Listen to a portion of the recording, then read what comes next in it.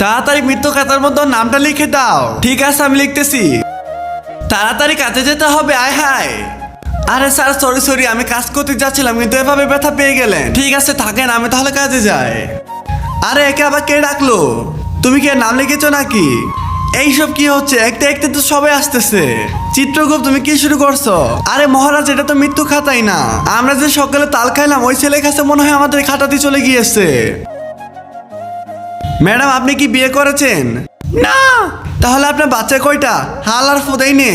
ঠিক আছে, নাম লিখতেছি শিলা, আয় হায়। এইভাবে করে এই ছেলেটি সবার ঘরে ঘরে গিয়ে নাম লিখতেছিল। আরে তুই তোর খাতাটা আমাকে দিয়ে দে।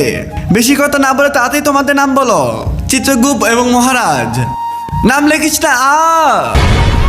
ওরা আবার কই গেল? যাই হোক, আমার কাজ তো শেষ হয়ে গিয়েছে, নাম তো লিখে ফেলেছি। এখন আমার নামটা লিখে ফেলি, তাই আমার কাজ কমপ্লিট হয়ে যাবে।